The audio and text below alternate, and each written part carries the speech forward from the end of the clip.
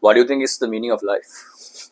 Damn, bro, the question. That's the real question. Well, I think, obviously, so different people have. it's a bit subjective. I guess It's very everyone subjective. finds a different meaning in life. But maybe I can actually give you a bit of a build up to it. Yeah, then we'll see. So, I actually asked the same question from this very senior monk in Thailand about 6-7 years ago.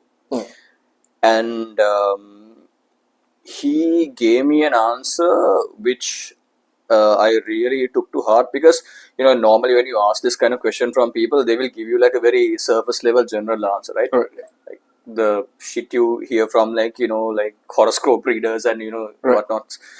But he told me, so when I asked him the question, he asked me a return question, and then he asked me he told me that there are different answers from different points of view, and he asked me which one I wanted to know, and I was like, what do you mean by that? He was like, okay, so if you want to know the meaning of life, I can give you the biological answer, or I can give you the philosophical answer, I can give you the scientific answer, right? And so on and so on. And then he told me the only answer that we know for sure as human beings is the biological. Okay. Because that's the one that obviously has been studied the most, and that's the one that's tangible, right? Exactly. And in terms of the biological answer to the meaning of life, he told me that it's just two things. It's to survive and to replicate.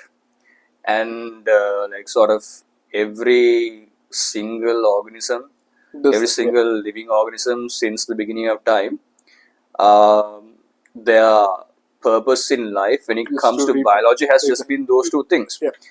And then he followed it up by telling me that every single thing that I have done up to that point in life, I have done either to survive or to replicate.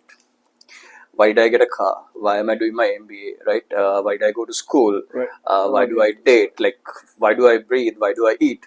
So pretty much anything I have done up until that point of time, and even until the day I die, he said, will be to either to survive or to replicate, or it could be for both the reasons at the same time as well. Right? Yeah. So pretty much what he meant was that anything and everything that we do has to fall under one of those two categories. If Even not though both. we don't think of it, exactly. Yeah, right.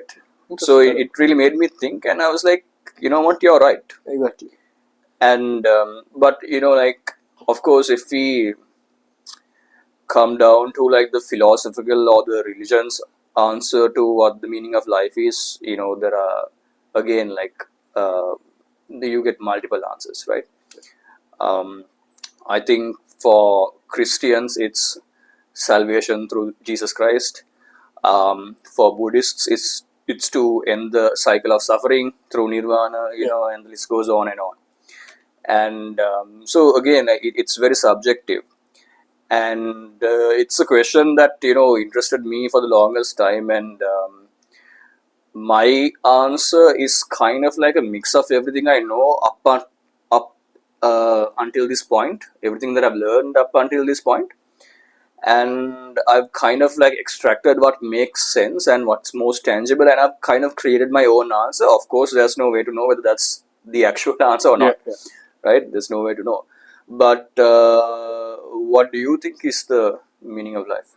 Good question. I don't think I've really pondered upon this for a long time, but then again, I guess like what you said, it's more subjective, that your answer, what your meaning of life is true to you. Somebody else might have a different opinion, but if you have a particular meaning, this is my meaning in life, I guess that's true. You can't say that's not it and everything. So everyone has their own perspectives, and in their own perspectives they're right. Absolutely. These kind of things, especially in these kind of metaphysical sort of philosophical questions of existence, I guess everyone's opinion is valid in that sense. So for your question on what is my opinion on the meaning of life, I haven't thought about it deeply, but I believe it's for me, it's more of living and leaving a legacy sort of thing. So kind of like wanting to be remembered for something good. Yeah, exactly. Because of course, like how we discussed in our previous segment as well. Like I'm a history nerd. Yeah. I studied archaeology and everything like that. And so when you read a lot about history, you really sometimes get a bit obsessed over it and see how people are remembered throughout the centuries. Like, you still talk about people who lived 2,000, 3,000 years ago and Right. judge them on what they did. So that has, I mean, I guess coming to me in some way that I also like to think, okay, how would I be remembered? Would I be forgotten in 100 years' time? Because most often we would just be a name on a tombstone. Correct. Like when I go to my family grave, I see the names of my great grandparents, like my father's grandparents, and we don't know anything about them. So they died when my dad was small, and I just have like few insights of what my dad saw as grandparents in them, but what their professions were, who were their friends, relatives, where they lived, their memories are completely gone. Right. It's basically lost. So like even my grandfather who passed away about 25 years ago, since we are around, his children are around, his memory is there. But then he was also a social worker, so Right. in a larger space his memory is still remembered, which also has a bit inspired me to how I think. And but still I'm thinking like even the memories of my grandparents, it filters down from generation. So what the stories my father says, I take only 50%. Then I also have my True. experience with him just for 5 years. When I was 5 years old, he passed away. So then, if I have kids, that memory I would pass down to me is somewhat narrow and small. And 2, 3 generations down the line, they wouldn't know what my grandfather was. They probably would just know the name. So in that sense, that has also got me to thinking like, okay, maybe we should do something meaningful. It's nice to be remembered. I guess in every person, you would long to be remembered or appreciated in general, That's right? true. That's sort of an intricate human nature, I feel. But then the question is like, what's the level of impact that you have to make to be remembered for 50 years or 100 years or 500 years? Like, obviously the impact. The impact can be completely Yes. negative as well. Like Right. you could be a Hitler, and Yeah. unfortunately, still Hitler's name is talked about 100 years later. So yeah, that's a good point. Right. So, I mean, of course, I would like to be remembered for the better reasons. No, but Of course, even if you and, do consider the better reasons, so the obvious names that pop up are like, let's say, the Buddha or Jesus Christ or like these religious figures, let's say. I mean, they've been remembered for, 2000 plus years, right? So, like, so since that is your objective to be remembered, since that is kind of the meaning of life for you to be remembered for something good, do you consider it like a really big challenge? Because you're basically talking about, I mean, I guess it depends on how long you want to be remembered for. yeah, exactly. I mean, so that's something I cannot control, and like, Right. so it's not like, so for example, okay, so Jesus and the Buddha, they were like spiritual religious figures. Yeah. If we talk about more lay people, like say the Mahatma Gandhi or Nelson Mandela, they're political figures, but they're remembered for something really. But then you get Good. like the. And that's like a different level. Like, of course, even 500 years later, people would be talking about Mahatma Gandhi and Nelson Mandela. Yeah. That's unquestionable. So, reach in that fame, of course, I have no fantasies like that. I just want to exist doing what I love.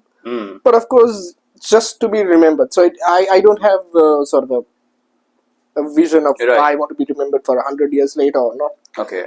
No, maybe I would. I mean, most likely I would be forgotten 3 generations down the line. That is also life. Like Yeah, but so that's interesting because like we just talked about, like there are different ways to be remembered, not necessarily in terms of good or bad, but in terms of the profession that you choose.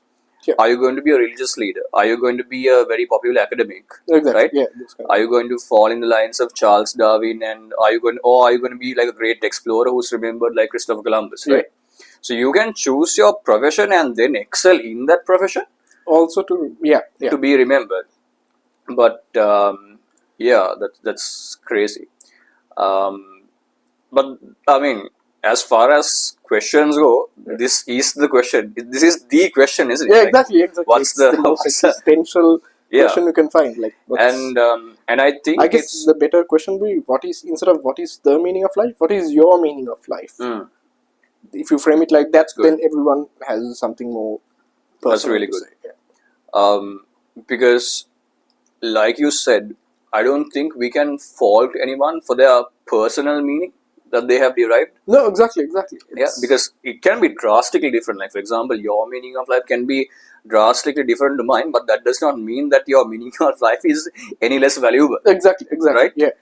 So you can't compare two perspectives and say, cannot. this one's meaning of life is better than the other. True. Because, like, few years ago, when someone asked me, again when I was drunk, when someone asked me what's the meaning of life, I told them the meaning of life is to find the meaning of life. Right? That's also an answer. Exactly. Yeah, that's nice. Right. So I guess so. That's the more philosophical part where spiritualists try to. That's true. But yeah, that's interesting. I mean, I was really drunk, and I was surprised that I got that answer. Thinking back to it, but so I actually sort of try to follow this rather. At least I remember it and I keep it in my mind. I don't know if you remember back in school during one of the morning assemblies, Father Rector mentioned this: the 4 L's of life: live, love, learn, and leave a legacy. Okay. So I try to follow that as much as possible. Again, so leave a legacy means memory, to be remembered, and so live means to enjoy every moment you can. So that's what I chose this profession as well. Like, it gives me joy. Yes, I might be stressed out writing papers or doing articles and all, but that's thrilling for me. And I don't care if archaeologically, academically, if my name is forgotten or not. Yeah. As long as I get to dig up a site and touch something ancient, that's a thrill for me, and that's my living part of it. So I think even what you mentioned earlier of survival, you can also frame it as living. For sure. I mean, survival is living. It's your satisfaction, right? Exactly. So it's your personal satisfaction that helps you survive. Exactly. So I guess in the animal kingdom, apart from humans, every other organism is a matter of survival and reproduction. True. Whereas humans, I guess it's the same, but instead of survival, it's living. That's true. We have much more emotions and. So I think.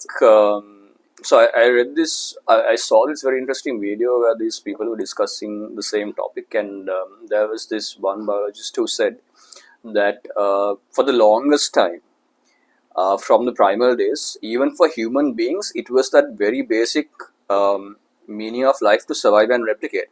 But we came to a point where, more or less, right now in the world we live in, that our survival is almost guaranteed. That sometimes, like, even our reproduction is almost guaranteed. I mean, you get your parents and matchmaking and whatnots, right?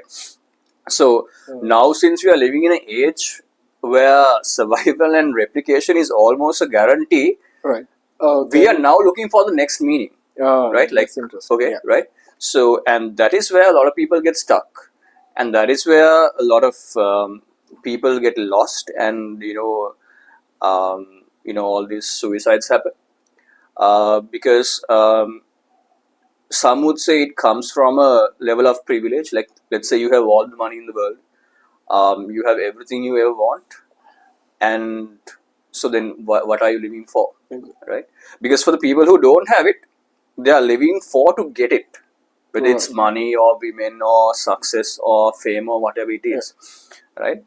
But for the people who have it all, they lose meaning, right?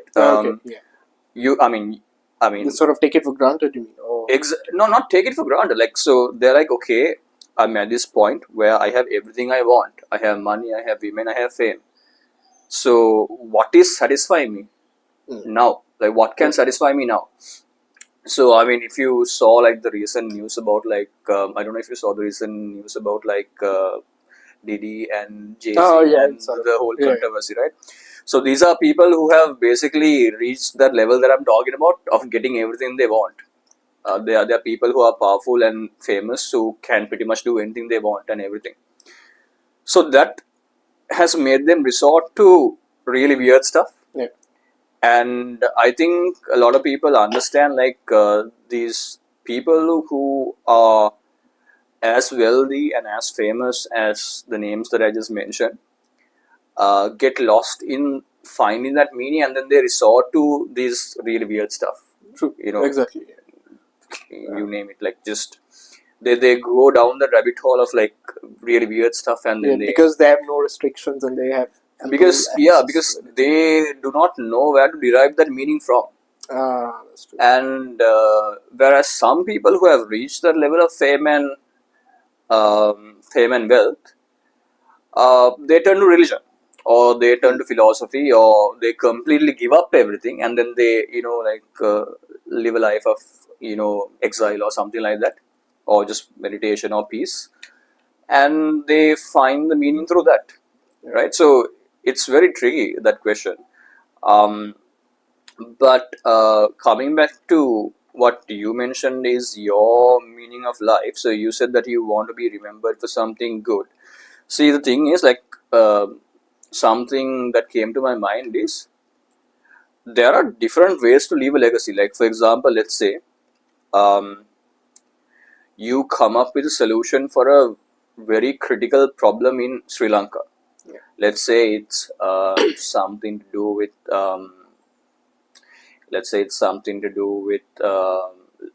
language, or let's say it's something to do with finding the right job. I'm just thinking from the HR point of view, because that's what I know. Right. Let's say you somehow manage to, let's say it's education. Let's say you somehow manage to bridge that gap, right? And you might not necessarily, your name might not necessarily be remembered like 200 years later. But your legacy will live on through the people who. That's really true. That's right? Kind of two different things. Right? Yeah, two different things, right? Let's say you help a person. Let's say, for example, you're sponsoring a kid at an orphanage, right? People might not know your name, but the fact that that kid is living a good life and that his children will live a good life thanks to you. It's also the legacy. Your legacy will live on, right? So, so I think that's two things. Exactly. Yeah. Fair enough. I guess. I couldn't define it myself earlier, but I guess that's the kind of thing I want. Like I said, the 4 L's in life, one is legacy. So whether it's my name is remembered personally, or sometimes I feel even with my actions so far in the heritage sector, like I've managed to bring out like the ruins of the Fort of Colombo to public light, and I sometimes feel like, okay, even like little later on, even if my name is not remembered, these ruins won't be destroyed. They'll survive, and so that's something of my legacy, and that's totally fine. I would actually like that more than me being remembered for something, rather having my actions make something more productive. Right. And so I actually lost my thread of thought, but there was something that, I mean, so okay, so can you actually like explain a bit more about that? Since I wasn't I actually didn't know much about that, what you just mentioned, like the ruins in the Colombo. So what happened was, from 2015 onwards, I began doing this research on my own onto the basically a survey of the ruins of the Fort of Colombo. So in general, we call Kotua or Fort area, and so there was a European fort there, but not much of studies had been done onto what remains of the fort at present, because like whenever I was just reading around, I found out that you get a part of a wall here or a gate here, but in general, when you speak to the people, no one knows. Everyone says, there's nothing in fort. So we know like Gaul, Trincomalee, Jaffna, you have the whole ramparts and bastions around, but in Colombo, you just have the name, you don't see anything. So that got me thinking, okay, can there be still ruins among the buildings and all? So that was my main research and main entry into the heritage sector, where very casually I began studying documenting the built history of the fort, and then through maps I was tracing all these locations, and actually traced 8 locations which are in all different places in the city. And so collectively they have not been known in recent times. About 50 years ago, there was a brief survey done, published in a book called The Dutch Forts of Sri Lanka. But like after that, these monuments have been basically forgotten. Their collective knowledge has been forgotten. So people in the Navy knows that in the Navy headquarters you get 2-3 sections of the fort. And so people in the Navy headquarters know, this is part of the old Dutch fort. But beyond that, even the heritage authorities did not know of this. So once I published that research paper with a map showing here these places, that's when like it sort of opened everyone's eyes to, okay, shit, Colombo Fort actually still exists, although not as a complete monument. So then the archaeology department, I gave them a report, and so they also went and did their documentation and everything. And so there was one particular old gateway in the Navy headquarters when I went. It still is completely covered by a large tree from the behind, but it was just used as a dumping yard. They were throwing all kinds of construction material and refuse, and it was like a complete rundown place. But after I going into the Navy headquarters several times a year, speaking to them, in 2019 when I finally went, I saw they had cleared that entire area and said this is an archaeological monument. Oh, nice. So that was like a very satisfying moment for me, knowing that, okay, people know about this. So yeah, that's why do you think it's important to preserve these ancient sites? Like why is it so important to that's a good place. So in that discussion, I guess we'll be coming to the point of memory again. What I believe is that as people, it is a memory to a particular place where we grew up, the history of it that really grounds us to the particular place or the entity, and that makes us motivated to do something more. Right. Let's take it from a more recent point of view, like in our childhood, like we grew up in Colombo, although we were born in the suburbs, or even in this area from Vatala, Kandana side. Like the things, even now, say 30 years later, if we still find things that connect us to our childhood, like a tree or a bus stand or a tuition class building where we've been hanging out, our school, for example, those, like when we pass through that even decades later, it sort of grounds us to the fact that, okay, this is still there. And it makes you probably, maybe not in every sense, but it makes you want to do something for the country, for the city. This is part of my history as well.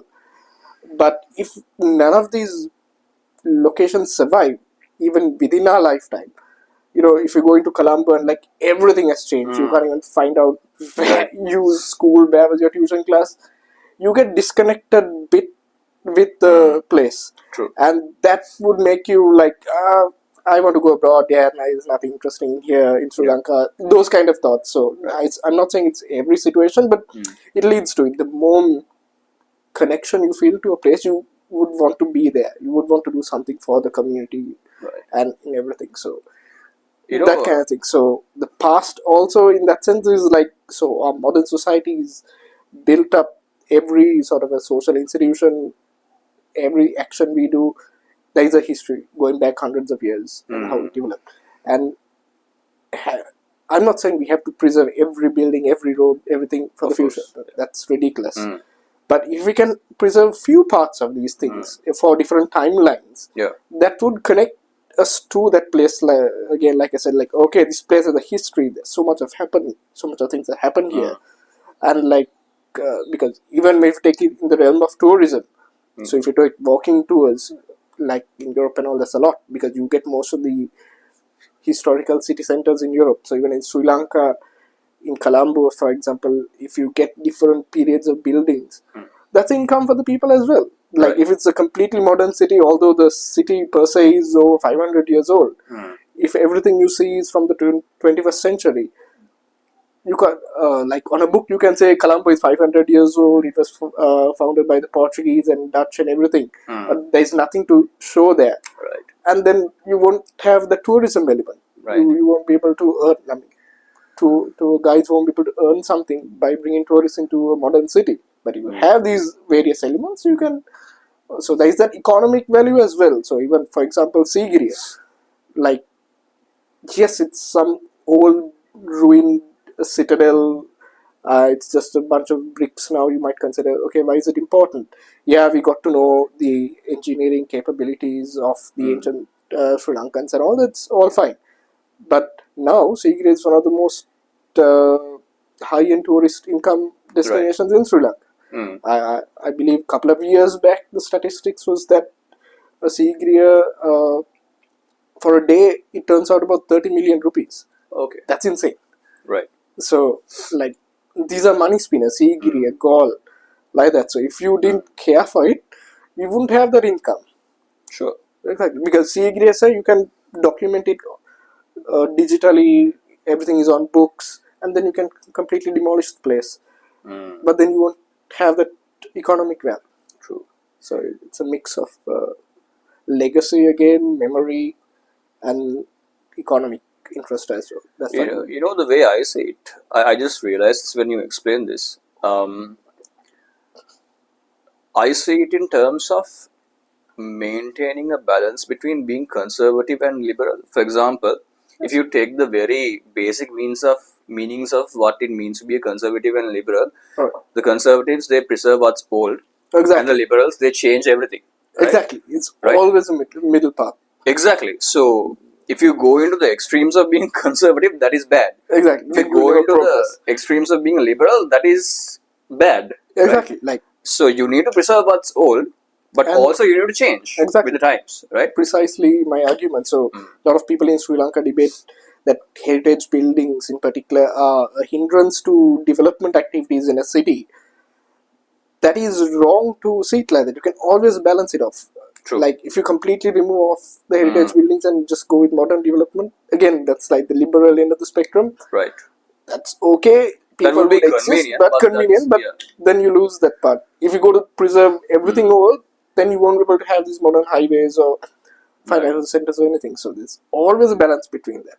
True. So what even in the heritage sector that always plays out is that the laws tend to protect the old stuff, but it's the heritage practitioners that can actually make a balance between. We have the law, but that doesn't mean we need to stop everything that's new. Exactly, we can always make a because what happens in Sri Lanka is unfortunately that the Department of Archaeology goes with the law very strongly and say, no, you have to protect this. Right. And the rest of the government departments like the Ports Authority or the Road Development, they hate the Archaeology Department because, we can't do anything with these guys, they cannot stop it. But there can always be a balance. For sure. So there was an issue recently, even in the harbour, we managed to strike a balance by saving an old Dutch period warehouse.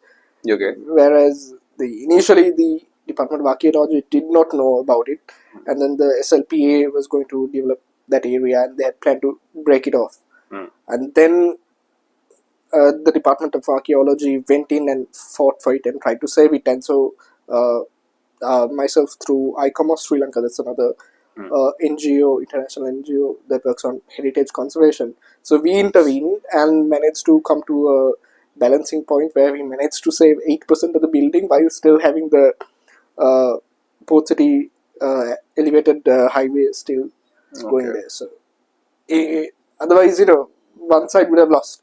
Either they wouldn't have been able to build the highway there and use protected this whole building, or the whole entire building would have been demolished and you'd have the highway. So now we have both. So it's a win-win. So there's always that middle path. Like even in Buddhism, the middle path is a core concept. True. That is entirely true. So for me, the meaning of life, as I mentioned earlier, is derived from so many different philosophies and religions, right? So, I mean, everyone who knows me knows this, that I believe that all of this is an illusion, that we are living in sort of a simulation, but not a simulation in terms like not kind of like a video game, but something so much more advanced. But you can even maybe relate it to a video game because that's the most human example that we can use. And I think as far as science goes, we have discovered that the smallest form of matter is what we call like quarks, or like you call it like the overall concept you call it string theory, right? So basically the world is made of vibrations according to science, right? There are these string-like structures that vibrate, and that vibration creates our reality. It's simple as that. And interestingly, so I do not know how accurate this is, but it was on Wikipedia. There's this famous Tamil movie called Elam Marivu. It's about this character called Bodhidharman. So Okay. apparently Bodhidharman was from South India, and he went to China to spread Buddhism. And he was apparently who pioneered yoga, martial arts, and he was apparently the forefather of all those disciplines. And the interesting part about him for Sri Lankans is like one of the scriptures, again according to Wikipedia, one of the scriptures that he used to spread Buddhism in China is a scripture called the Lankavada Sutra. Okay. And in the Lankavada Sutra, it's basically a discussion between the Buddha and a bodhisattva called Mahamati. Right. So the bodhisattva, for ones who might not know, is basically a disciple of a Buddha. Or rather, yeah. Right. So it's a discussion between the Buddha and one of his disciples, and the disciple asks the Buddha, "What is the meaning of life?"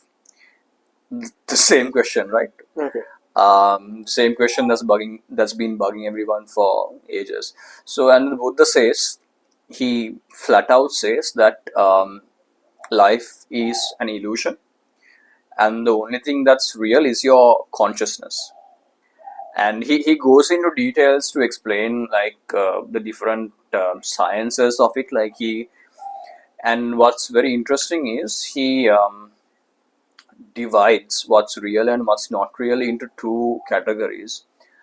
I think if I remember correctly, he calls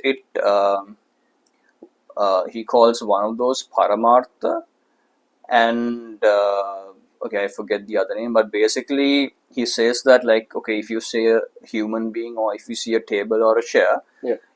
when you break it down to the smallest element, that element that's left behind is, or as we know in modern science today, like a vibration is the only thing that's real, right? Okay.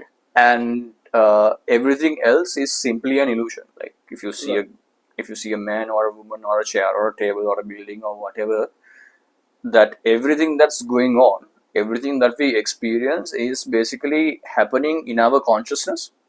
Okay. So having basically read all these religious texts and these philosophical texts, and kind of following these metaphysical people who are at the forefront of discussing these metaphysical topics, the conclusion that I have come to at the moment is that we are all like higher dimensional beings living in this limited dimension of what we might call the third dimension. Right. Just for the experience, just for that limiting experience that a higher dimensional being does not have.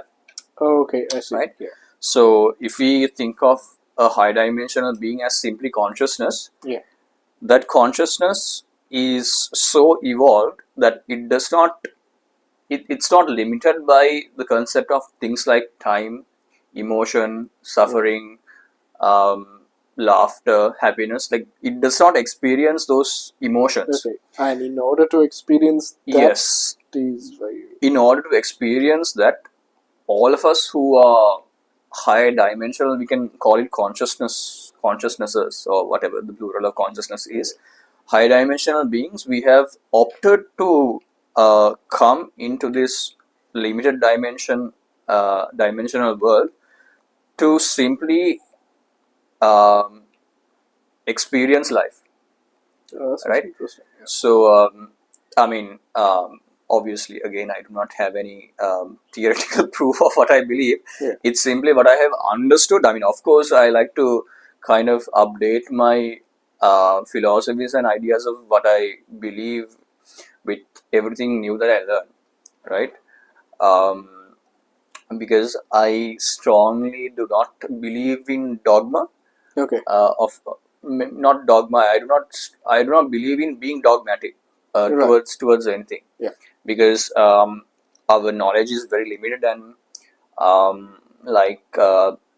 even science, it updates itself from age to age, right? Yeah. Even Einstein has been disproven so many times. Newton has been disproven, and Yeah. and that trend will simply continue from everything new that we learn about the world that we live in. But far as reality goes for me, I simply believe that we are living in sort of a simulation. But I also believe that living in that simulation is a privilege because it's something that we have purposely chosen because being a being in a high dimension is simply not living. It's simply not enough. Like we need to sometimes have a mix of everything. Yeah. We need to have limitations to get the whole experience. Exactly. There's also another theory that all of us are a singular consciousness, or what some people might call God, Right. or what some people might call existence. Yeah. And there's a theory that we are all existence trying to experience existence in every possible way. Right. Whether you're a human being, whether you're a tree, whether you're an animal, whether you're an atom, Yeah. existence or God wants to experience it through all of us. Exactly. Okay, So that's singular story. that's very So that's interesting. also, maybe you should also look up on Hindu philosophy. So that's also the concept of the Brahma. Right. It's in English. It's defined as the universal soul. So everything comes from the Brahma, and everything goes back to it. So it's something on the lines of what you said, like. Right. So it's a bit fundamentally different to Buddhism, but for a Christian, I guess Hindu philosophy is very much in line. In a sense, it's also, you can define it as a more monotheistic religion, although we might not see it that way. So, like in Hinduism, correct me if I'm right, anyone on the comments, but even all the gods we see and we consider it a Hindu pantheon of gods. Yes. They are all different forms, and there is a higher creation, higher soul beyond these gods. So everything exists in the consciousness of the Brahma. The Brahma. The Brahma is the ultimate reality, sort of thing. So each one has a soul, but the soul it goes back to the Brahma. So Brahma is considered as a universal soul. Right. So that's also something similar to what you just said. Right. Another thing that I find fascinating is the connection. It's not the connection, it's the similarities between the Buddha and Jesus Christ. Okay. Because for me, both of them were revolutionaries. Yeah. Right?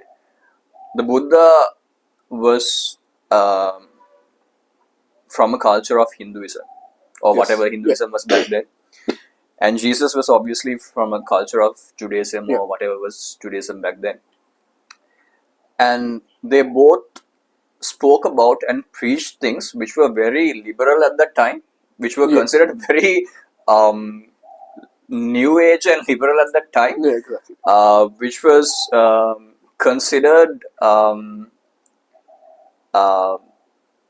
was considered almost like a sin.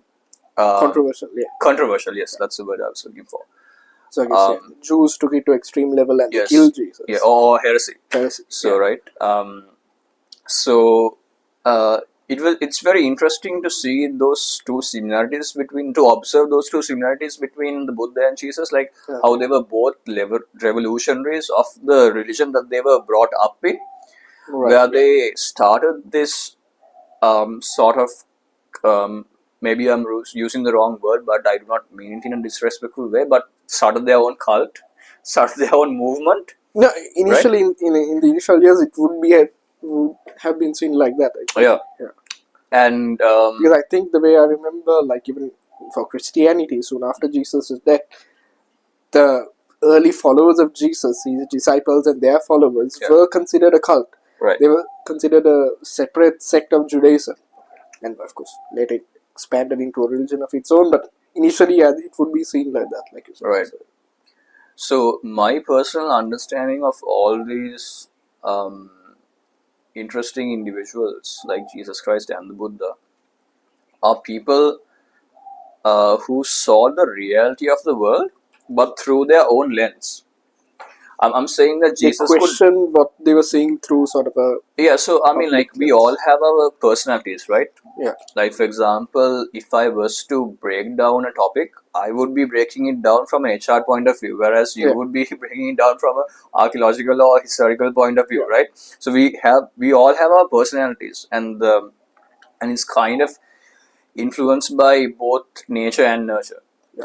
And what I believe is that what the Buddha and what Jesus was saying are both true, but they were kind of the way they output it is was kind of limited to their own personality. Right. So the Buddha primarily focused on what the meaning of life was and how there was a lot of suffering in our existence and how we can kind of overcome that suffering. Right. Whereas Jesus focused on like concepts of how there how love is still kind of the most important, how on things like forgiveness and love and like these very rare things we find in this reality. Exactly. And how those are important.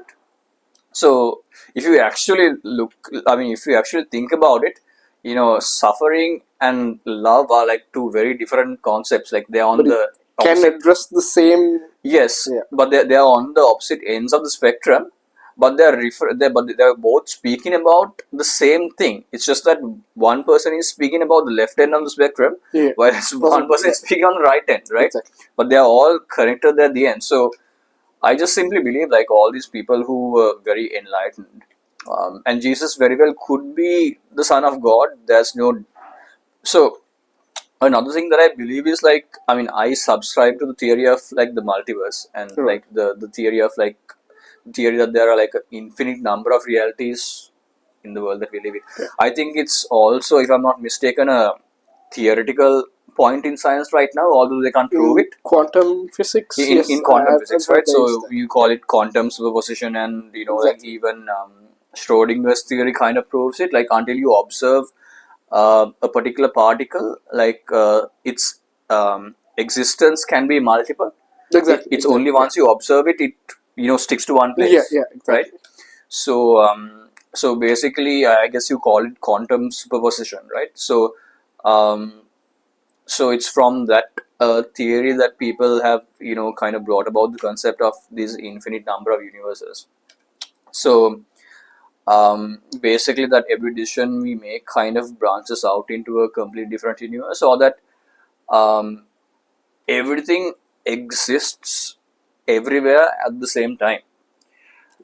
So there's this interesting theory, and it's something that I also believe, that I believe that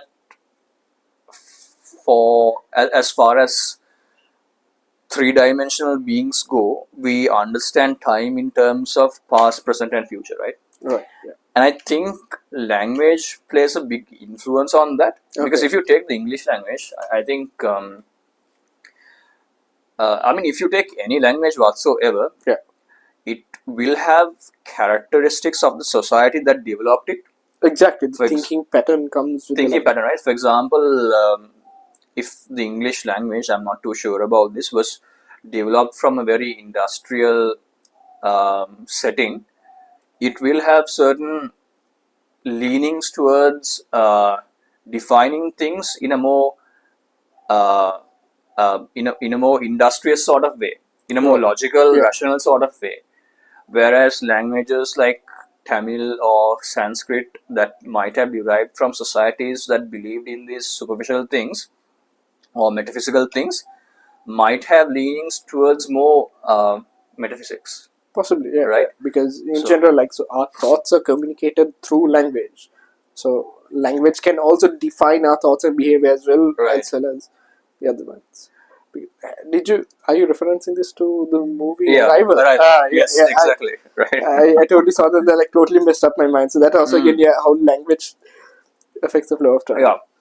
So according to that movie, simply if you can speak in the language of those advanced aliens, you will basically evolve and understand certain. Basically, you will move into a high dimension. Yeah, exactly. Right? And your concept of time will completely change. So the reason that I mentioned all that is I kind of do believe that everything exists everywhere at the same time, and that every millisecond of what we experience, our vibration is what moves us from one reality to another. Okay. So I think we have the power to, again, this is just my personal philosophy, but I believe that we have the power to move from a negative reality to a positive reality simply by thinking positive things. Yeah. People call it manifestation, people call it law of attraction, whatever you call it. I call it vibration. So I believe by vibrating in the right frequency, we can simply attract, or we can simply move into the reality that we desire, that kind of thing. Yeah, and we do it every millisecond, like not even millisecond, but every minute, measurement of time. Right. That think of the smallest unit of time that you can think about. I believe our vibration moves us moves us through multiple realities, every second of the day. So that's kind of what I believe in. So that's kind of why sometimes, like, when you have a negative experience, it's most likely that you will associate it with so many other negative things in your life, and you will go down the rabbit hole. Yeah. Whereas when you have a positive experience, you might associate it with so many other positive things, and rise towards that positive vibration. So So probably that's why even like in therapy and philosophy, they always speak on having a right mindset. Right, could be. So that, like what you say, you can, Yeah. if you have the right mindset, and even if it's a negative experience, no, I need to do this way, then it will eventually work out. Have you heard of this thing called the Mandela effect? So I think I've heard that, but I don't recall. So it's basically this sort of conspiracy theory that certain people remember very specific things about our history. Okay. That is not true at all. Right. But for them, they can prove that it was true. Like, for example, the most they call it the Mandela effect because a lot of people remember the death of Nelson Mandela being somewhere in the 60s or 70s. Okay. Whereas he actually died some 2011 or something. 2011 or something like that, right? So the concept of this particular theory is that we are moving across, like, our collective consciousness in this entire, like, all of our collective consciousness, if it vibrates into a common frequency, that we can switch realities, and that we have actually switched the reality from. But then do they also say that you can prove it, as in you mentioned that they can prove it? How does that? There is one photo. There is this one. Okay, so I can't remember what is. There's a very famous brand. I think it's called Cornucopia or something like that. So it has an image. I honestly don't know what a cornucopia is, but I think it's something like something that resembles a basket of fruits or something like that. So they have a printed T-shirt that is dated to like the 70s, and they claim, so it's basically a difference between the logo of that brand. All right. So there are a group of people who claim that there's a very significant difference in the logo of that brand that has always been there. But the brand says, no, this is our logo, and that's always been the case. Another very famous example is, there's a famous children's story in America called the Bernstein Bears. Okay. And the way it's spelled right now is, I think, like, the teen part of the word is spelled TEEN. Right. Whereas, like, there's a massive amount of people, there's a considerable minority of people who remember it being spelled STIN, like in a German kind of way. And they have photos of the books. Okay. Whereas, but the company says, no, it's always been spelled as Bernstein with TEEN. Okay. So there's a conspiracy theory that, we are switching realities, and like that's why those changes are there.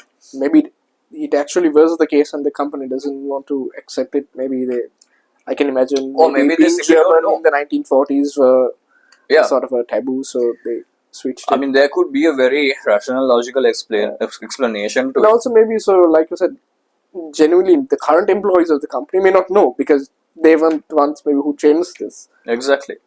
So there might be a very logical explanation to it. And in the sense, like, so both arguments are also right. Like, the current people in the company can say, no, we never changed it. From their perspective, they're right. Yeah. And whereas the consumers of that time says, okay, it was like this. Yeah. But there are like so many, like there are multiple examples of this whole Mandela theory. So, um, I think there were some things in the Sri Lankan context as well, which would have been interesting, but I don't remember them right now. I wish I did. I think there's something to do with the Cow the Boy cartoon. I can't remember what it is. I think it's something to do with the fact that he was smoking or something like that. And sort of we remember it in particular way, but in a it's particular not way, the but case. actually it's not the case. If you actually go and watch these actual footages of the cartoons on YouTube, but sort of our memories have been Yes. that's what you're talking Yes. about, right? I see. But that could very well be a like a typical psychological thing. Possibly I can imagine so, because we were kids or sort of Yeah. kids who first watched the movie. Yes. And maybe they related that one particular scene with something in their consciousness at that time. Yes. And now when you say it, it's something totally different, and then in your memory you're like, oh, it was this. But what's that? Yeah. So, Yeah. Yeah, you never know. So, alright, so I mean, I know that we talked about this in our previous session as well, but I was watching a couple of videos recently. There was a debate between this guy who's really, I forget their names, but there was this debate between this guy who's really into like pseudoscience and metaphysics, and another guy who's a historian. Okay. And so the guy who was into these metaphysical topics, he was talking about like how these aliens built the Egyptian pyramids, and Right. How we are like human beings are descended from like a specific race of aliens called Anunnaki or something like that, and then he also goes into the Bible, and like he says that the oldest version of the Bible is the Ethiopian Bible or something like that. And then the historian says, you know what, just give me a second, I actually do have the original copy. And then he takes it out from his bookshelf, and then he reads it out, and then kind of fact checks the guy who's into pseudoscience. Right. And then he gets pissed off and he leaves. Right? The historian leaves. No, the other guy. Because he proved him wrong. Because he proved him wrong. Yeah, exactly. Right? So I think, like with movies, with these fictional stories like the Da Vinci Code and Angels and Demons, like the general public have a very misinformed idea of the history of Catholicism and Jesus Christ. Yeah.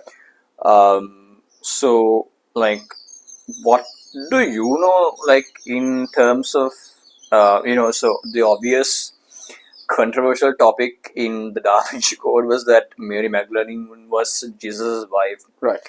And that she was not a prostitute. But I don't think, is she actually mentioned as a prostitute in the Bible? That's not too familiar. I don't think so, right? Maybe it's two different characters. Yeah, because isn't she the one who sort of she wipes Jesus' feet with her hair, and they try to stone her, and maybe I was mixing up the two. I see. Okay, there are so many characters named Mary. Yeah. I'm pretty sure the person who wiped the feet of Jesus with the ointment was another Mary, but I do not think it was Mary Magdalene. Ah, okay. I think it was Mary, the sister of Lazarus, if I'm not mistaken. Okay, so there's this series called I think it's called The Chosen, right? Okay. It's basically like the New Testament stories that's done in kind of a modern way, but it's not modern really, but it basically goes into details of all the stories of the New Testament, from the birth of Jesus until his crucifixion, but they're still in season 5, so they haven't really got to the crucifixion part yet. But they are famous for sticking to the scriptures. Okay. But while sticking to the scriptures, they also kind of go into kind of more drama. Obviously, they need to kind of drag it because it's a series, exactly. Right? So if they stick to the scriptures, they will not be. I mean, it'll finish in 2 episodes, exactly, right? Yeah. So, but they try to still stay true to the scriptures. So, in that series, so the Mary who actually wipes Jesus's feet with ointment is actually the sister of Lazarus, but she's Okay. also Mary. Right. And then you get so many Marys. You get Mary Magdalene, then you get the mother of Jesus herself, Mary. Exactly. So I guess it was like Joseph. I guess it was a common name back then. Possibly, yeah. And so also you can also think of how these were written at that time, and of course Jesus didn't go with a diary or a scribe behind him who recorded everything he did. As Christian, we tend to think these were sort of divinely inspired, but might be so. But then again, might be just it's completely empirical that after Jesus died, once the apostles got together, they decided to write down his life, and each one recorded the way they remembered. Right. And so, if you have so many Marys, maybe they can mix up people as well. That's completely normal. So, right, like your experience in school and my experience in school, we might cover the same incidents, but it might be we might different. mix up certain things. Like, I might see Father Rector as a saint, and you might see him as a devil, right? Yeah, exactly. We don't know. You never know. And right? It's all based on our experience, isn't it? Like and memory, and so these are written a couple of years later. So now if we sit down and write what we did in A levels, it might be very different from what we actually did. True. We might remember same event or same incident, but our perspectives can be different. I might say, I think it was this guy. You'd say, no, it was this guy versus that guy. So imagine writing these at that time. They just followed Jesus because he was sort of, like you said, a revolutionary, and he changed, and then suddenly he's killed, and okay, we don't know what to do, but okay, we believe as Christians they got the divine Holy Spirit to do it. But then again, to sit down and write Jesus' events, what Jesus said, it's a lot. So maybe things fall through the cracks. That could have been I things think they intentionally left out, which they felt. So since they were the ones starting Jesus' legacy and forming a church, they would have thought some aspect of his life, okay, no, we'll leave it out. Otherwise, the image we want to portray of Christ is sort of contradictory to what actually happened. Right. And so one of the things that that debate that I was talking about that I watched, one of the things that the historian mentioned was so the guy who was into pseudoscience, he brings up this Gospel of Mary Magdalene, the Gospel of Peter, and the Gospel of Judas, and all these Gospels that were not included in the Bible. And then what the historian says was those have very clearly been verified as not written by the author that they claim it was written by. Right. So whereas when you take the Gospels of Matthew, Luke, Mark, and John, there are certain ways to verify that it was actually written by the person that we claim it was written by, right? And that is why we can actually verify the Gospels that are actually included in the Bible. Exactly.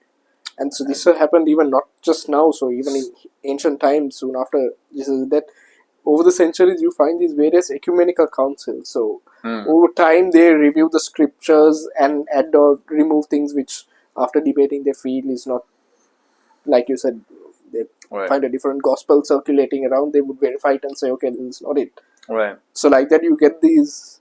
there are ways to prove if it's authentic or not. And it's a matter of, okay, it might be written by Judas, but do we include it or not? And I think so they do have so he explains it in a very, I think you might find that video fascinating. I'll send the link to you. So he says in that discussion, in the debate, that there are different ways to verify if a particular written document is accurate or not as a historian. And as far as the scriptures of the Bible goes, one of the ways to verify it is by paying close attention to how they describe the culture at that time period. Right. So, for example, if the Gospel of Judas said something like back then in the culture of Nazareth, or in the culture of did Jesus, I mean, I know that Jesus grew up in Nazareth, but he was a Nazarene, but what was the town that he lived in? Where he preached? I forget the name. Anyway, so basically, Nazareth, right? Yeah, I mean, was it at least- Nazareth? But then after his first preaching is in Nazareth, and after that he moves on. So Oh, right, okay. But I don't think he preached in Nazareth. He grew up in he grew up as a Nazarene, but he preached in like so Nazarene was not like a renowned town at the time, okay, but he preached in like a more like Roman occupied town, which was more famous. Like let's say like, let's say for example he was born in Gabha, but he preached in Colombo, that kind of thing, right? Okay. So I forget the town that the region that he preached in, but anyway. Yeah, what he says is like, okay, let's say for example, the Gospel of Judas says that back then in that culture, let's say he mentioned something in his scripture where like people get divorced so many times, Okay. but actually if you knew the culture back then, that is not It's allowed. right. So then Right? you know Then you know somebody it's else not. is writing at a You know different time. it's fake. Okay. So that's just one measurement, but there are so many measurements like that accounts So that's for. actually a common methodology historians use to Yes. in source Right. criticism of anything. So, Okay. Yeah, so there are all these different methods to kind of verify the credibility of a scripture exactly. that goes into the Bible. So what he says is that you can actually, if you actually look at the scriptures that are currently included in the typical Bible, that it has gone through a rigorous process of verification, Exactly. right? That's what. And therefore, So that's what most conspiracy theorists wrong. Any topic don't do. So they think they take things very superficially. Like they don't question whether this is authentic or not. What are the sources? Who wrote it or what? So they take a document or a script or something. But like, this says this. Yeah. So see, it's different.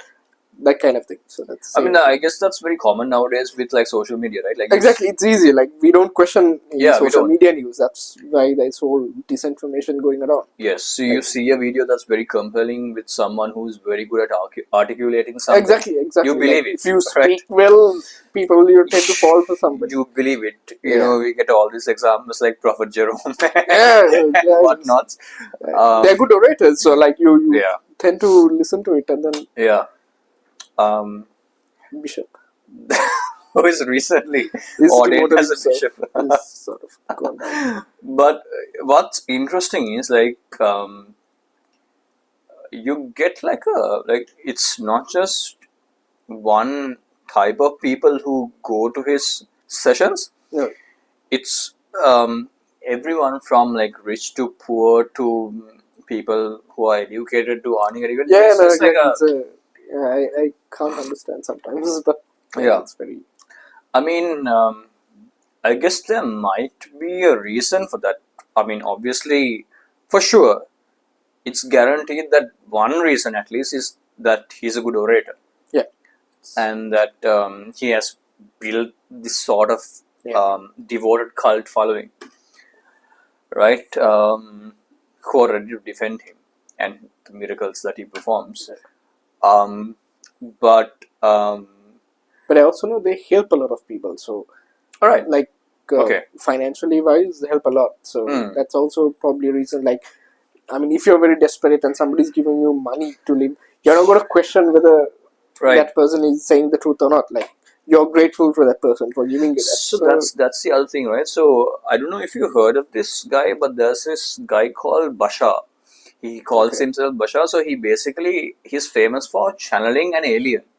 Right. So is Sri Lanka? No. I think he's American or something like that.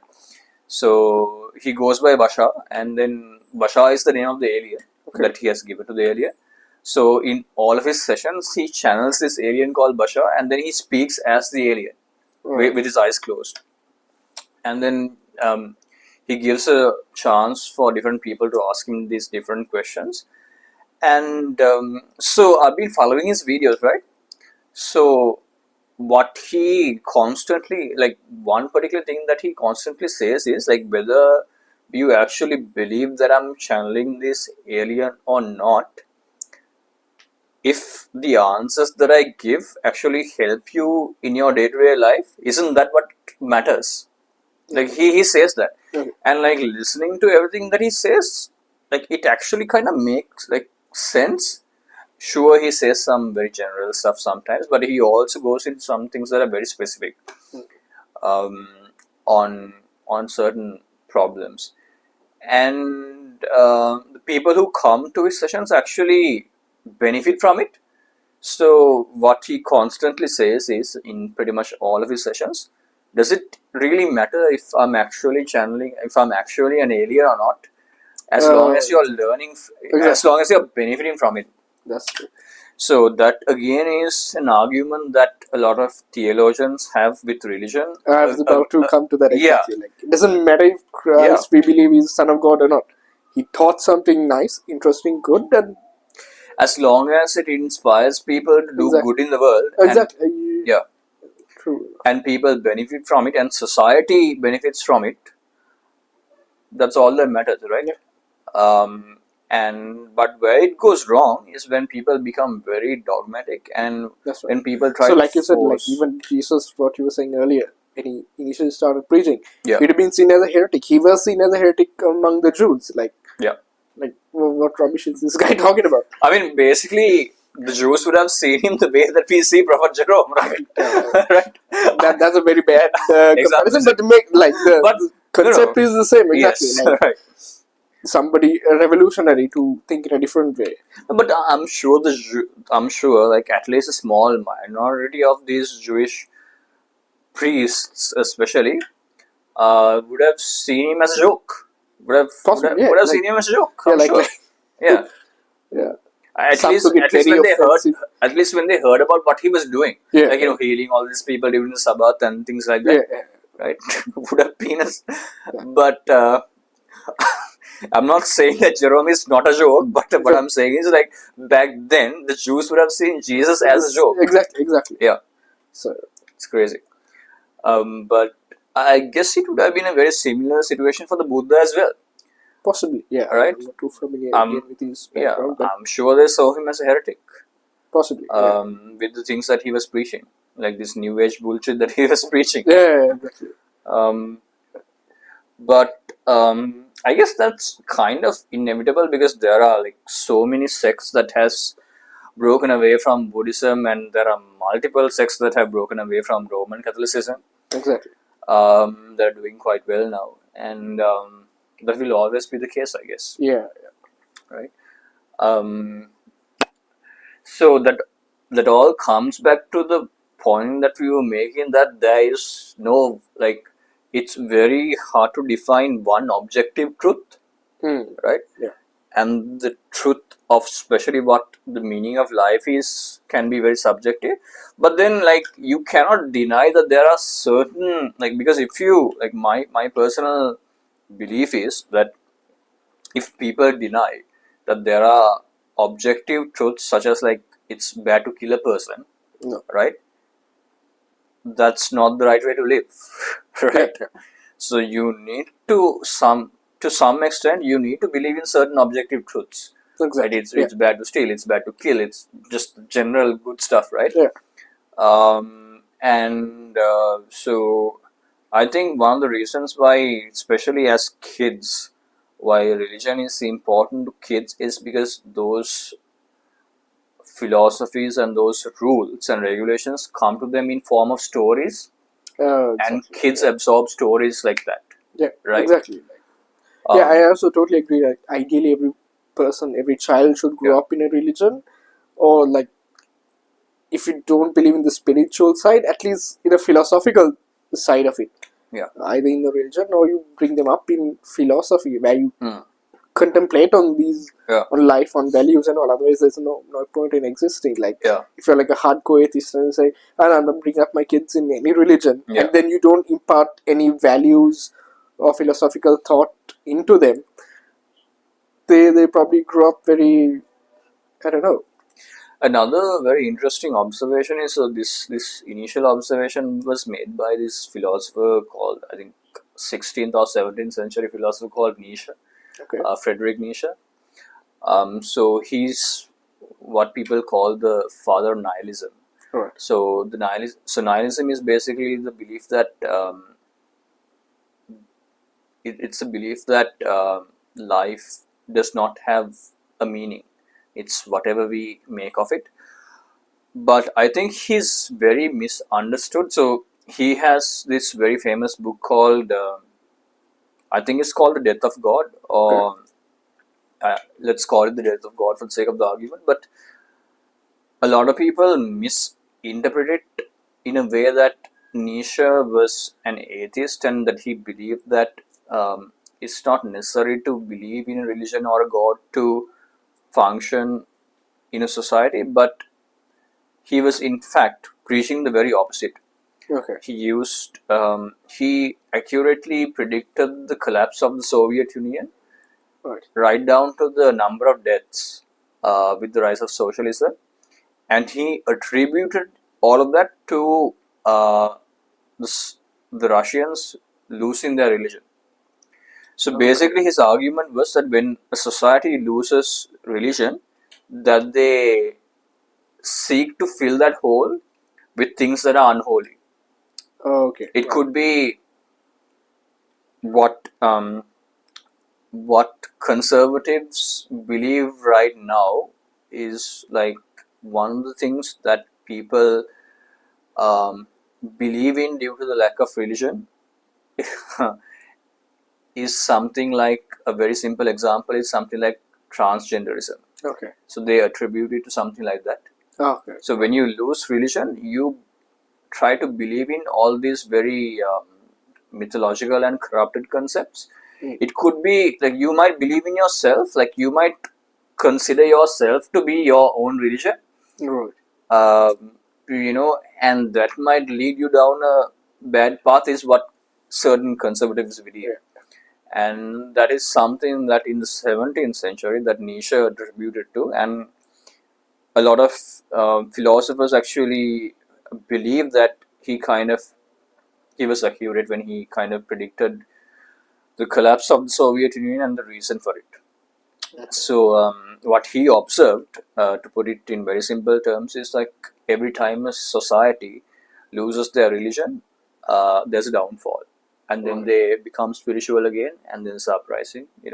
It's like that famous saying. How does it go? Like strong men build. What is that? I forget what it is, but you know what I'm talking about. Strong men build good times, Yes, peace times, and yes. the peace time build weak rulers, and that cycle. It's a cycle, right? Exactly. So that's why I said, religion has existed in some form, possibly from the earliest civilization. So, it's important to have some sort of religion in the upbringing of a person, right. Some sort of ideology, a theology.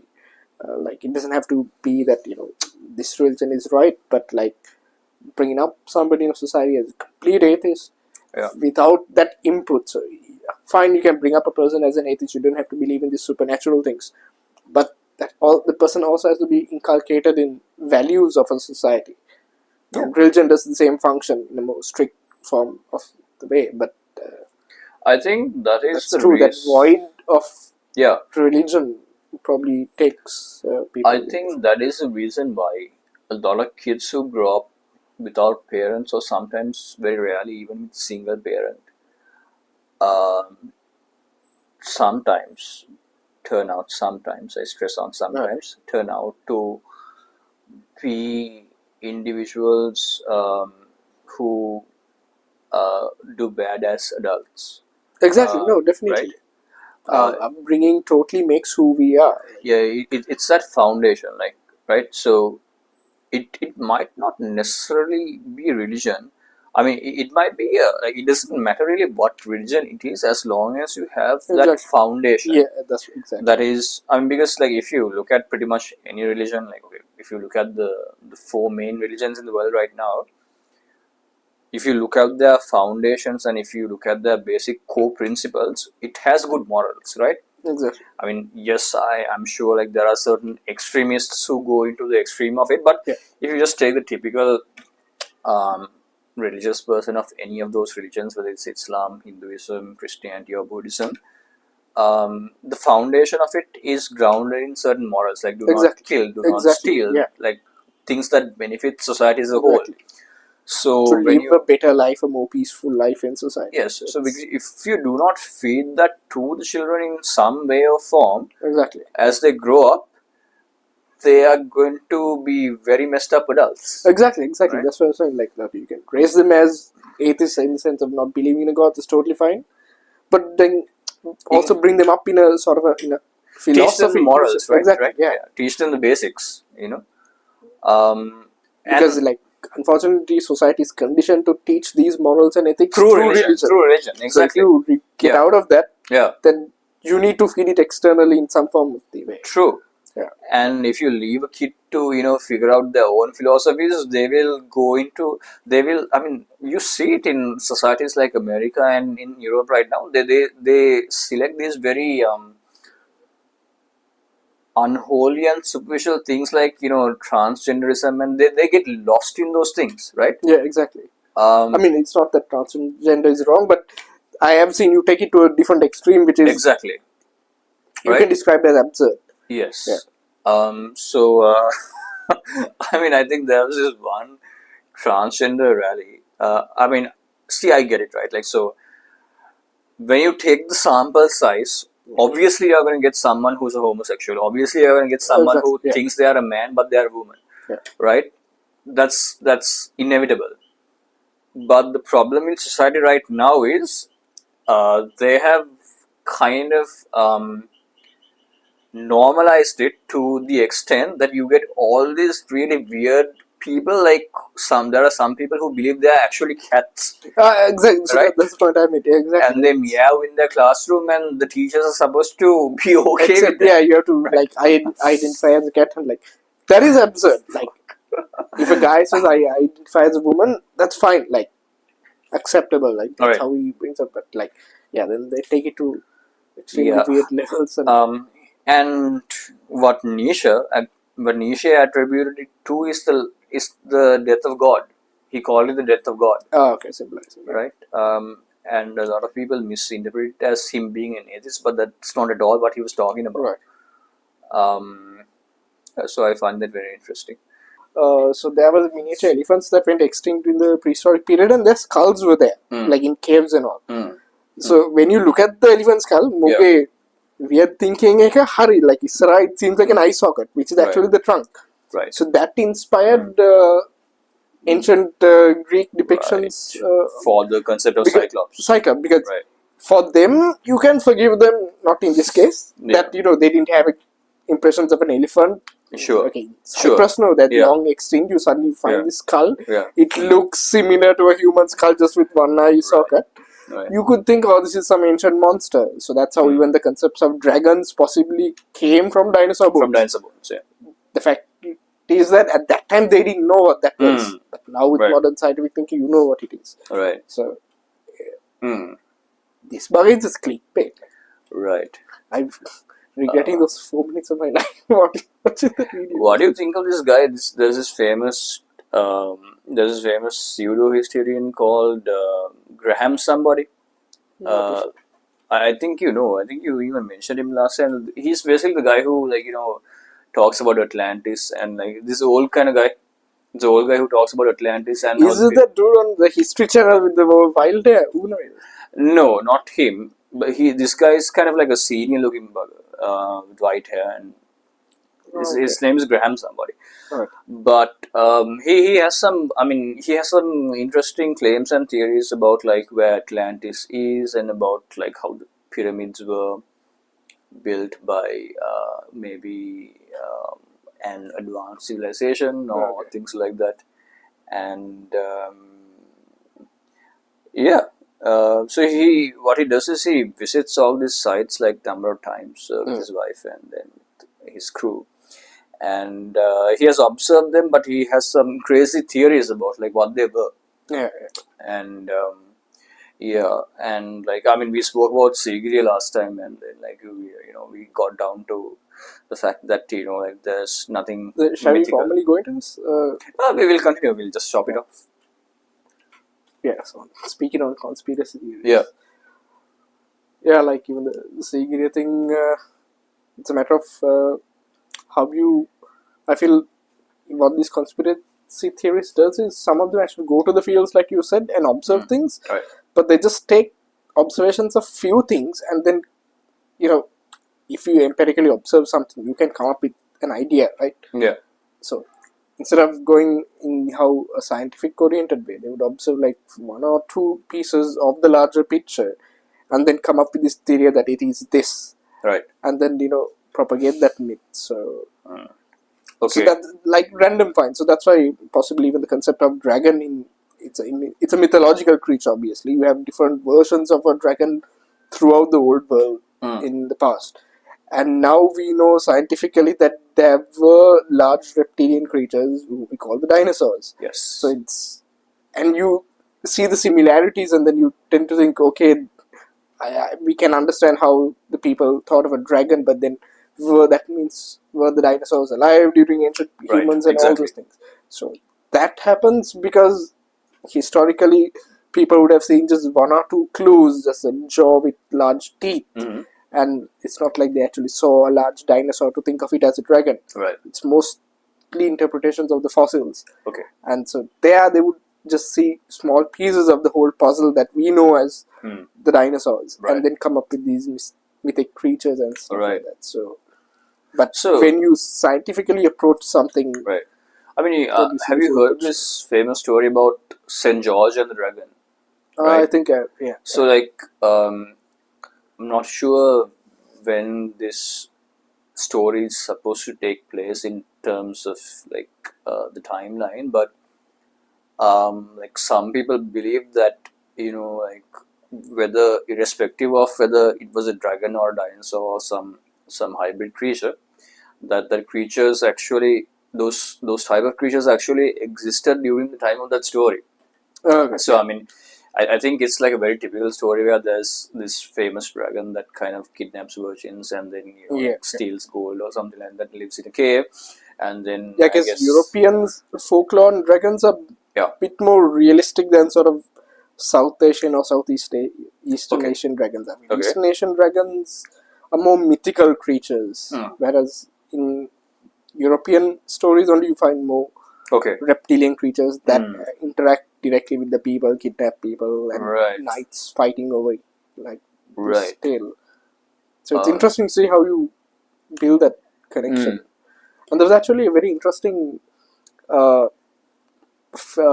documentary. Now, what do you call these? Not a pseudo documentary, but a fictional story built around filmed like a documentary. It was purposefully done, of course, about a dragon, of how they discover the frozen remains of a dragon, and then they reconstruct its history. If it existed as actual creature, how it would evolve. Right. Something like that. And then like that there is something about the mermaids as well. So it's purely fiction, but trying to imagine if these things were real, how would we approach it in a documentary kind of way. Right. Docu-fiction or something like that. It's a particular genre. So those are very interesting to speculate and see how. Recently, like something that's becoming increasingly popular is the existence of aliens, especially in America. I don't know if you saw the news recently, and there have been like multiple sightings of these sort of objects that can be kind of defined as UFOs. And then there have been like a number of different human drones that are that have been sent to observe those objects. And then that's what the big hahoo is right now in America. That's all they're talking about. What are these objects, and like why they're there, and why aren't you telling us what they actually are? So right now the government basically claims not to know anything about what those objects are. They even claim not to know what the drones are. But there was a recent press conference with Trump where they asked Trump what they are, and then Trump basically says, like, although he's not the president yet, he says that the government actually knows what they are, about what those mystical objects are. That's Trump being Trump.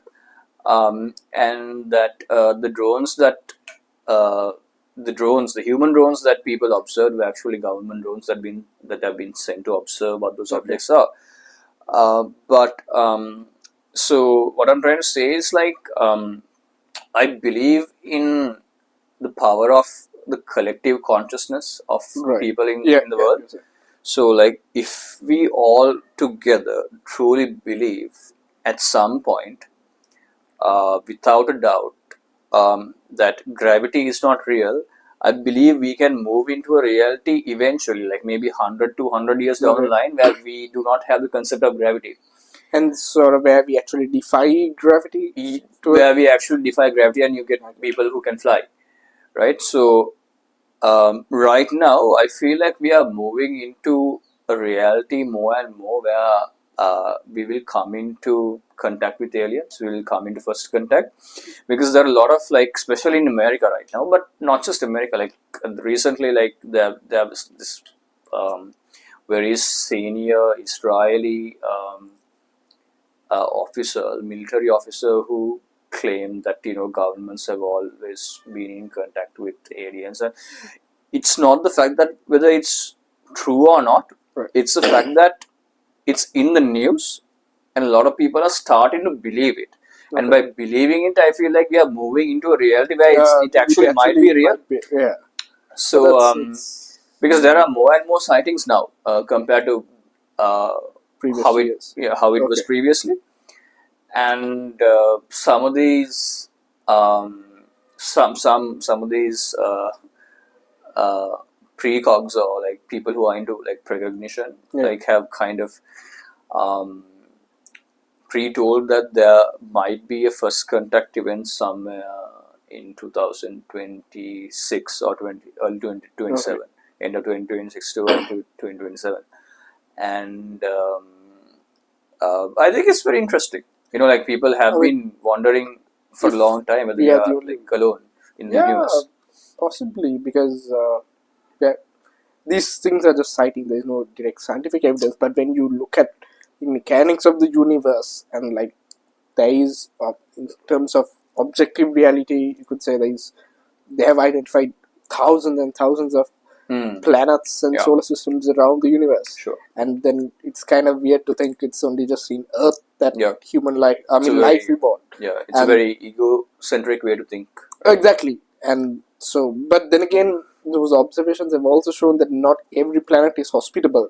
True. They sort of this Goldilocks bands, yes. And from that point of view, they have identified a couple of planets that might be habitable. Yeah.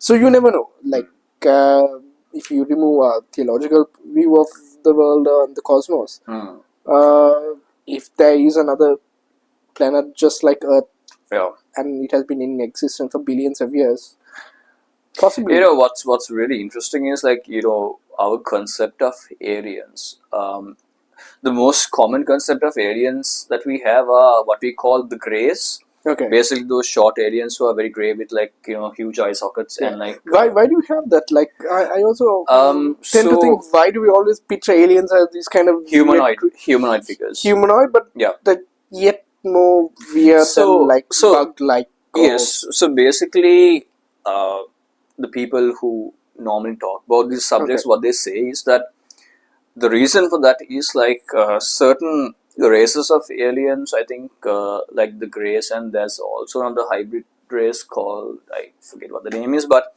that they're actually futuristic versions of the human race. That they're not necessarily aliens, that they are like future versions of our continuation as human species, and that's why they look humanoid. But they've evolved, or something has gone really right or really wrong. So that's basically the theory about the Greys and like these other humanoid looking aliens. But they also say that there are like aliens that are not necessarily carbon based, and that would be very interesting. Like, what would they look like? Like, what would they feed on? Right? So that's very interesting. I also like these sort of fictional stories. I think of Battlestar Galactica. Yeah. Also, like, they have this whole galactic war, and they like sort of kill each other, and then they finally actually go to Earth, and they come back to our Earth, and it's like prehistoric people, and then they decide to settle down there. So that's the start of humanity. And I think even Halo has a similar thing like that. That the human race evolved and like conquered the galaxy, and then Yeah. there was like a major cataclysm and things like that. So Yeah. those kind of things are interesting to think, but It is. I mean, like, but it's very difficult to define what's real and what's not until we actually have, like, tangible evidence. Exactly, that's the Right. whole point. And that even the tangible evidence, like, we have the technology right now that where they can easily manipulate it. It could very well be a hologram. Like, we wouldn't know. Yeah, exactly. You know what I mean? And that hologram might be there for a geopolitical reason for all we know. You know what I mean? Yeah, yeah. They have the technology and the resources to do that. Exactly. So it's very hard to tell, like, whether it's real or not. Yeah. So it's interesting though. And I think that also brings us to that talk on that reel that was shared recently on Instagram. Yeah. A lot. I also got it from a couple of my relatives and friends. This is dude, I think it's a Sri Lankan. He goes on a rant on this sort of conspiracy theory that this site in Sri Lanka called Danigala was. Where is that located? Like, is central? some in the Polonnaruwa district. Okay. South of Polonnaruwa, above around Maduroya area. So it's a very peculiar kind of rock formation, very unique. It has a large, almost perfect circular base. Looks like a helipad kind of thing. Like helipad, like Right. an Okay. extremely large helipad. Right. And so that itself is intriguing enough to think what happened to this. Whether aliens flying saucer came around it. And so just below the mountain, in that mountain, they have found these kind of runes, scribblings on the rock made by prehistoric people. And of course, like, this dude goes on a triad that those were carved 300,000 years ago. Right. Humans as a species didn't even exist 300,000 years ago, Right. but he says they were carved 300,000 years ago. It's dated. He says, like, there are these facts I don't know where he's finding these things from, and that there are shapes of alien spaceships and things like that, and all kinds of bullshit. Right. It's not the case. There is a published research paper on that. Yes, those runes were discovered quite recently. Yeah. But that research paper dates them for like 3,000 to 5,000 years ago. Right. And the shape of that mountain has nothing to do with aliens. Like, geometric shapes are an inherent part of nature. You find it in nature. So, of course, this is the rock formation is something due to volcanic activity where it would have spiraled and almost perfect circular shape would have come up at the end. It's nothing to do with aliens. Right. But like, what intrigued me is that this dude, Mohan Praveen, some guy, he has a massive following on social media, and so he's doing this to get likes. There's no other reason. He purposefully tells because these stories are interesting, and so that's why, like, I had so many friends and relatives who are not generally interested in this kind of thing, but were intrigued, and they like share it with me. Right. Like that gets people's attention easily when you speak about this sort of fantasy kind of things. Yeah. And in the end, that guy is making money out of this. He has about 400,000 followers on Instagram and 2 million subscribers on YouTube. Right. And so I actually came across his work a couple of years back, and there was this video on YouTube. I think he's a Sri Lankan, so he goes.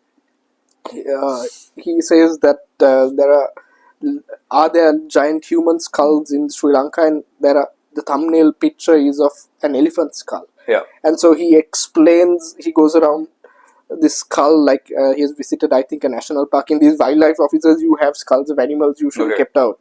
So he goes in there and gives this whole triad that these are cyclops with one eye, large human species. And at the very end of the video, he says this is an elephant skull. Right. So it's clickbait. It's purely for the views, and it's not that he's stupid. I believe he's extremely smart as a marketeer. As a marketeer, yes. Extremely smart in getting. Yeah, I think people have generally always been very bad at, separating truth from fiction. Yeah. As we discussed, as long as the information that we received is received in a way that's very entertaining or appealing, we tend to believe it as the truth. Yeah. And obviously these particular subjects, they tend to be very entertaining anyway. Exactly. Right? Yeah. And like something that we talked about in our last session is like about Ravana. Yeah. And how it's see, we have a provincial council elections coming up. We have the budget coming up, and usually what this means is there's going to be a lot of racial tension, right? Yeah. Through external parties that wants to create this tension for their own personal benefits. So there was like a few years ago there was the tension between Sinhalese and the Muslims. So I believe I believe in 2025, with the budget and the whole 13th Amendment coming into the discussion again, probably brought back by India for their own benefit, there will be some sort of racial tension between the Tamils and the Sinhalese again. Yeah.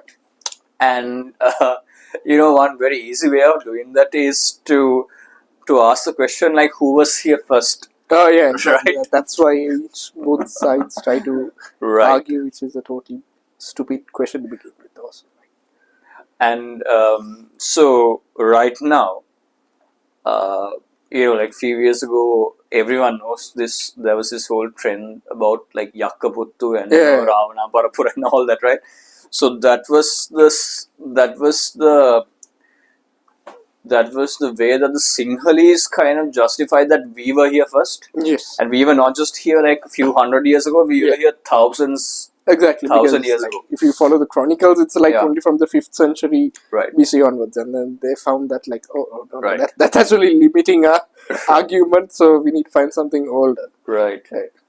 And, so these type of discussions, these type of arguments are exactly why Palestine and Israel are at kind of war right now. A similar tension. A similar tension, right? Yeah. Like, who are the real owners of this particular land? Exactly. Right. Exactly. Yeah. So it's very geopolitical. I'm sure there are other religious, political, economical, factors that play into it. Yeah. Right. But at the end of the day, at least on surface level, what seems to motivate them is like, who was here first? Like, who are the true owners of this land? Yeah. Right, like real estate. That's what seems to be important. And there really isn't one right answer. No, there isn't, exactly. Yeah. And like that's what I also believe, it's like a basis argument that like it doesn't matter, and like we have been born in this moment, in this century in Sri Lanka, like, and so what I also guess people tend to forget is that when you go back into our ancestry branches off to so many. We all have so many ancestors, not one ancestor. Right. And so those ancestors can be from anywhere in the world. You never know. We'll have people from the Middle East, North India, South India, Right. China, even in Europe. Like Right. the Sinhala language is a part of the Indo-European language family. That shows that there was an ancient connection between the Mediterranean world, the Middle East, Central Asia, and to South Asia. Okay. In historic times, about Right. 3,000-4,000 years ago. So that's how language exchanged and evolved. Right. So we may have ancestors from all over. It doesn't really matter who were here first, because like if you, so all these arguments, I believe, on who came here first, there is a timeline from where they stop. But if you just continue to go back, we all came from Africa. Sure. So that like we should all be arguing. So if you're talking from a species level, we should all be fighting like, we're in Africa. Like, if off, this is, Sure. we need to come Sure. back to our homeland. But Right. we don't do that.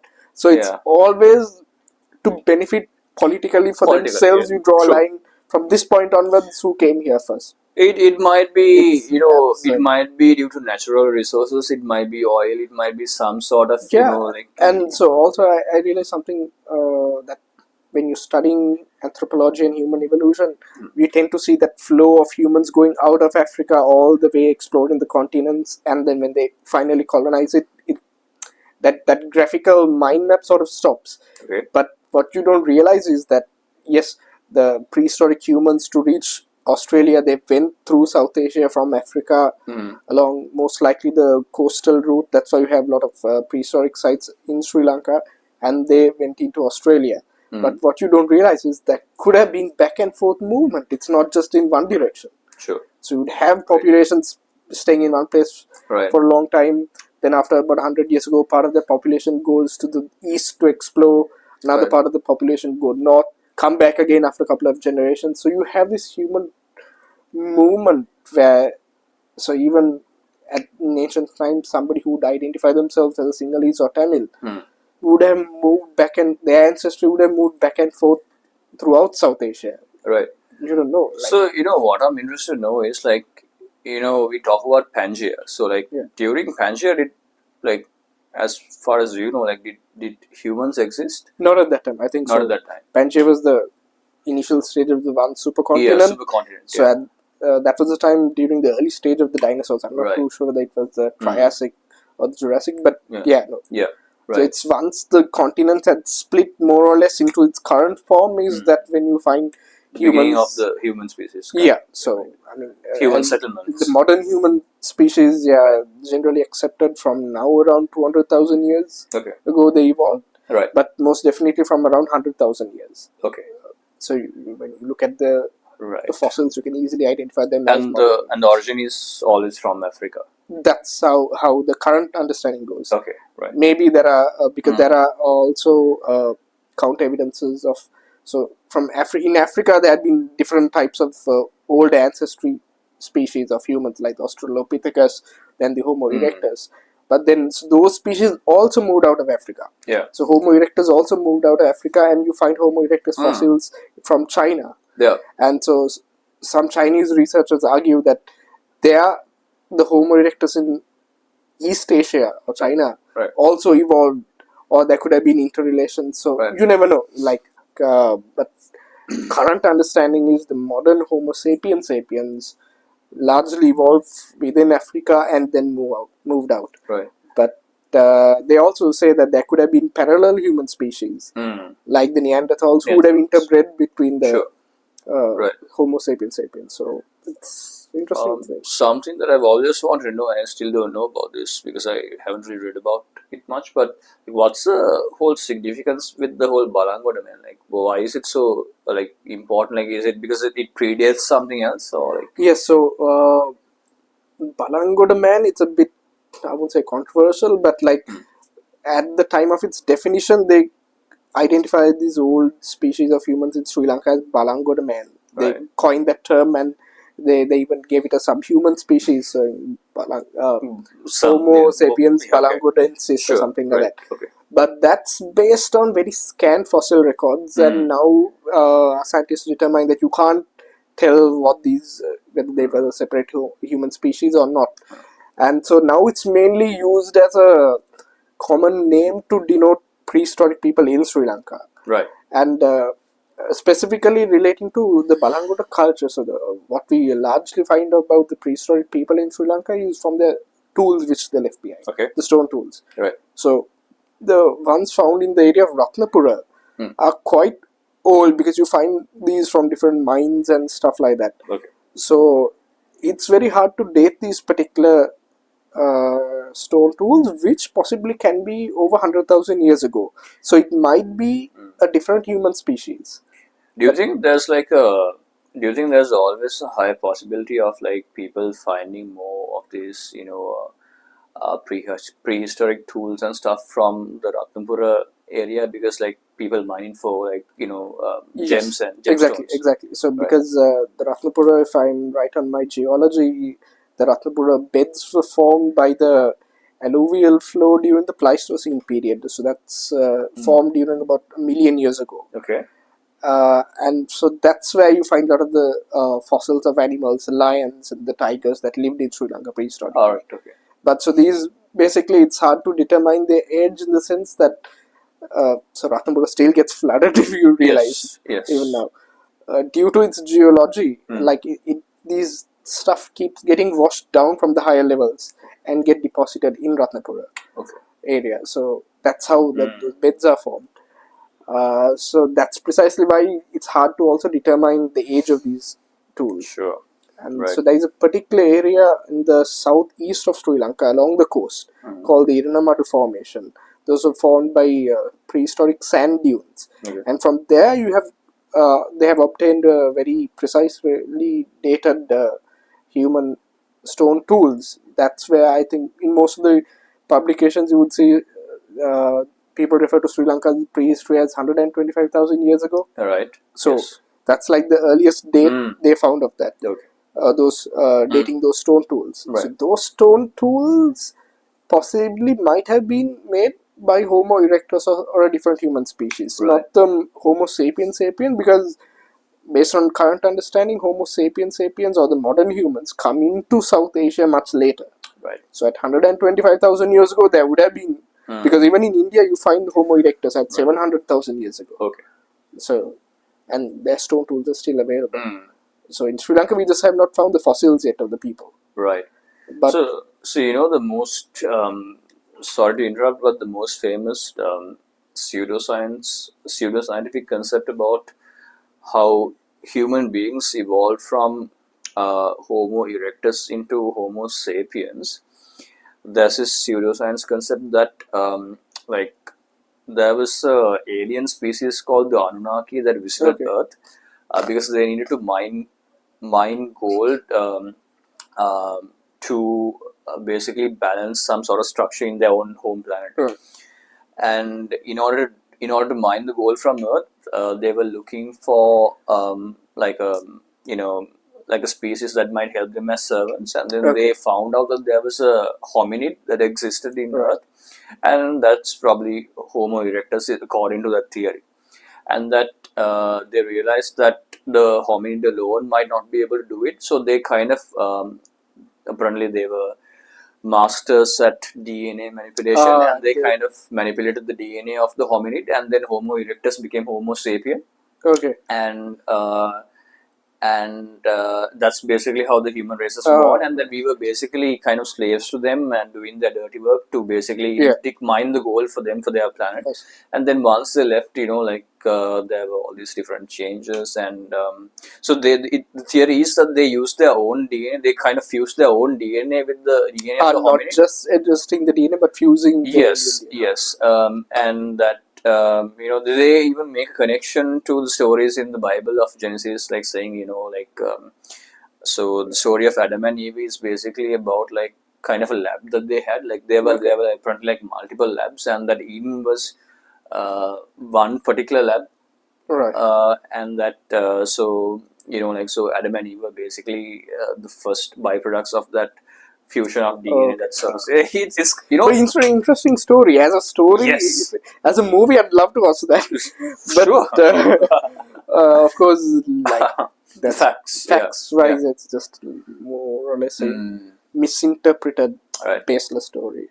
But nevertheless, a good story, of course. Sure. So that's the problem, though, right? Like a lot of people, like even the case with Darwin Shakor, I don't think Dan Brown has ever said that his story as a whole is like pure scientific fact. No. What he has said always is that it's based on scientific fact, but that he has taken certain liberties. Exactly. Right? But people, although he has said that, still believe that the entire story is true. That's the crazy part, exactly. Yeah. Right. And that's how, I think that's a testament to how important storytelling is and the effect that it has had on human beings since the beginning of time, right? Exactly. Right. And so that's what, like, even in the Mahabharata, Ramayana, you find these amazing stories. It's from a reality point of view, you tend to question it, but nevertheless, it's an interesting story. And I feel even the Ramayana, the people all take it the wrong way. Like, you should appreciate that amazing story, the moral values it teaches you, whereas they're too busy finding out that the Ravana lived in this cave or something else. They're totally missing the point. Like, enjoy that story. Like, even I haven't read the Mahabharata, but like, that's supposed to be amazing. The story of the Mahabharata and the philosophy it discusses between the characters. So yeah, people clearly miss the point. Right. But yeah, of course, stories is in the end what really binds us all and also makes us as humans. Like even that memory, it's a story we tell of our grandparents long after they're dead and gone. It's the story. And it's interesting to see how stories have evolved throughout time, right? I mean, starting from cave paintings to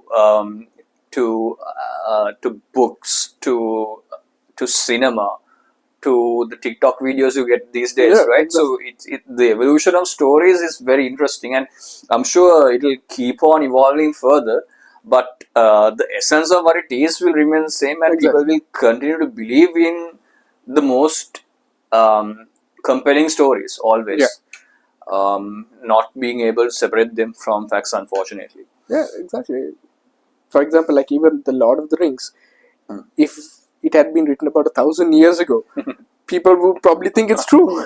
Then we try to look at Middle Earth Right. somewhere in Europe or Right. something. Right. But like, since it was a modern author, okay, you know that's pure fiction. Right. But so yeah, that's the Yeah. kind of point. Right. And like, so that's the thing. Even in ancient times, 2,000-3,000 years ago, the stories of the Ramayana and Mahabharata, it might have these fictional, bizarre elements with the flying crafts and all. That doesn't mean those actually happened. It could be the people at that time, they would have liked to think Right. of it, because it's like how we have stories of Star Wars. Like, we Sure. don't have space travel Right. on that scale, but we can think how it would be like if there is a galactic civilization. So, like, according to what we know based on facts and based on history and archaeology, like a lot of so what pseudoscience always tries to say is that although the way that most people, although general public, we view history from like a particular from a particular prehistoric age into like the modern advanced technological era, Yeah.